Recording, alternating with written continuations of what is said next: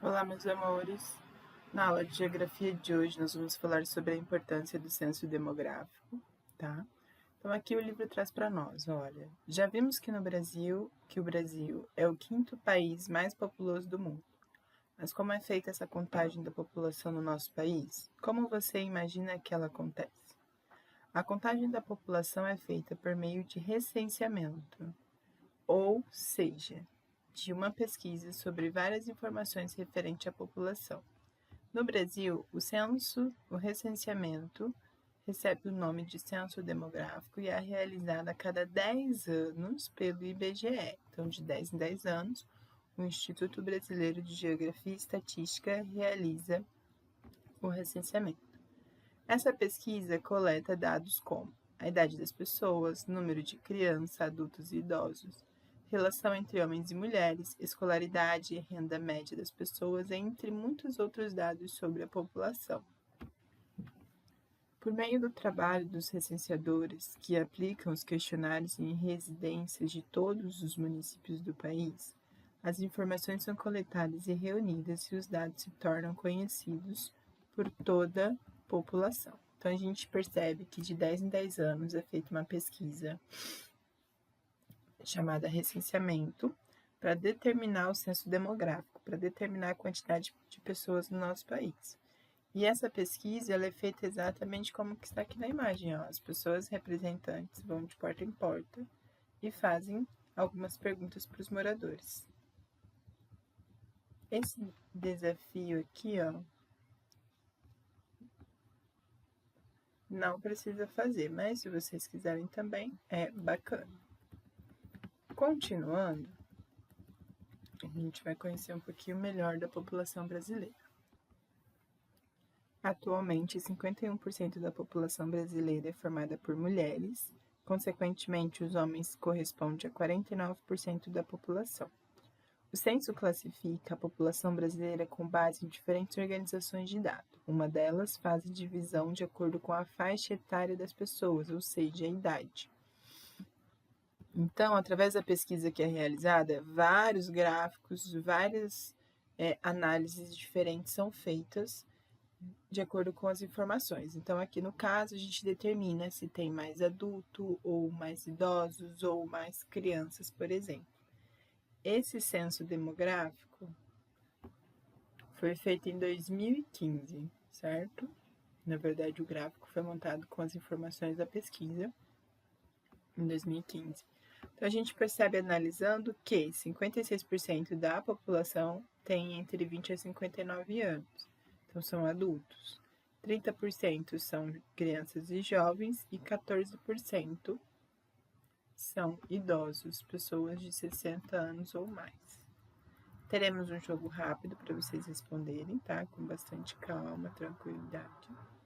Cada faixa etária da população brasileira apresenta particularidades que exigem investimento específico por parte dos governantes para suprir necessidades exclusivas direcionadas a cada intervalo da idade. Então, por exemplo, crianças precisam de creches, adultos precisam de oportunidades de trabalho, idosos precisam muito, acabam dependendo bastante das questões de saúde, né?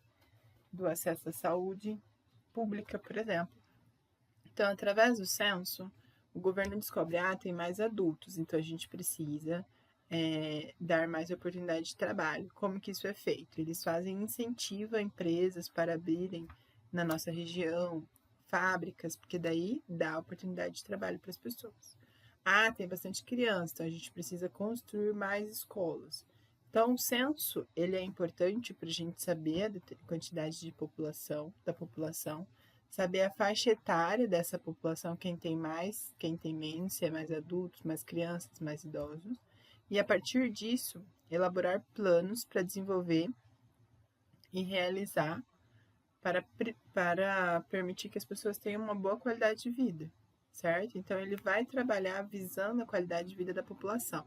Se eu tenho o maior número de crianças, eu preciso investir em creches, entre outras coisas voltadas para a criança. Se eu tenho o maior número de adultos, eu preciso investir em oportunidade de trabalho, incentivo de empresas estarem construindo as suas unidades na nossa cidade e permitir a oportunidade de trabalho para esses adultos. Se eu tenho mais idosos, eu preciso investir no meu sistema de saúde para que esses idosos tenham as suas necessidades assistidas, tenham as suas necessidades supridas. Precisou de uma unidade de saúde, tem próximo aí. Então, o censo ele ajuda muito nessas questões para elaborar, por exemplo, medidas que permitem as pessoas terem uma boa qualidade de vida. Essas academias ao ar livre é super legal, aqui na nossa cidade tem também. Vamos falar um pouco sobre a mudança na estrutura da população brasileira. A gente viu um gráfico que falava que existia mais adultos do que idosos e mais crianças do que idosos. Com o tempo, isso vai mudando. Por quê? Antigamente as pessoas tinham bastante filho, uma única pessoa tinha mais de 3 filhos. Então, teria muitas crianças, com o passar do tempo, muitos adultos. Atualmente, essa realidade mudou. As pessoas, geralmente, se tiver 2 filhos, é muito. Tem, claro, pessoas que têm 3, 4, bacana, mas é uma casa bem alegre e tudo mais. Porém, a maioria tem optado por ter 1 ou 2. Ou seja, com o passar do tempo, nós teremos mais idosos do que crianças e adultos, certo? Então, essa é uma das mudanças que ocorreu já na população brasileira, que tem ocorrido na população brasileira, mas tem outras também. Até poucas décadas atrás, a parcela de crianças e jovens no total da população apresentava a maior parte. No entanto, esta realidade vem mudando rapidamente nos últimos anos pelo fato de os brasileiros terem vivido mais e, ao mesmo tempo, o número de nascidos está diminuindo.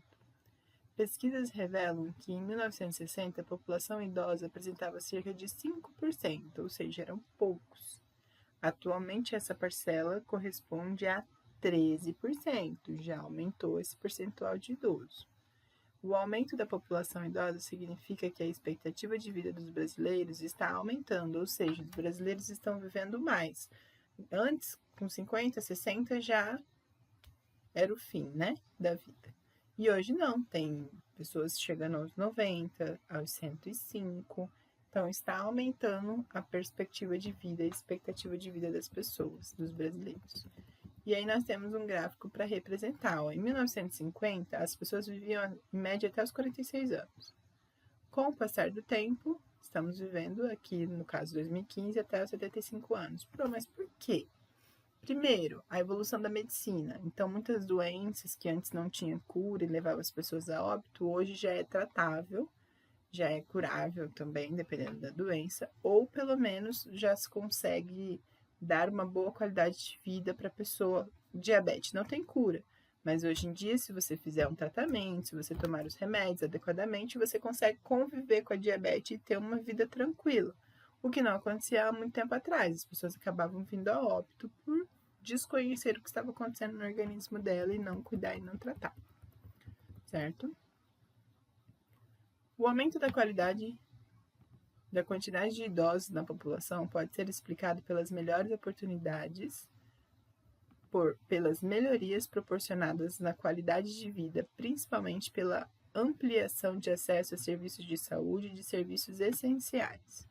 Então, hoje em dia, os idosos têm a maioria das suas necessidades supridas, certo? O envelhecimento da população tem como consequência a ampliação de gastos públicos, o que requer do governo a adoção de medidas que assegurem o pagamento de aposentadoria e de tratamento de saúde. Então, por exemplo, a pessoa trabalhou muito na vida, chega uma hora que ela quer descansar, aí ela se aposenta, não quer mais trabalhar, atingiu a idade, se aposenta. Então, o governo precisa lidar com esse maior número de aposentadoria, quanto mais idosos, mais aposentadorias, e até mesmo referente ao sistema de saúde. Em seguida, vocês terão mais um jogo rápido para realizar referente a essas informações trabalhadas, tá? Um texto falando sobre a perspectiva dos idosos e finalizaremos aqui nessa página com exercícios referente ao texto da página anterior, tá bom? Façam com bastante calma. O livro tem bastante informações para te ajudar. Beijos, seus lindos. Leiam com calma, grifem se achar necessário e até a próxima aula.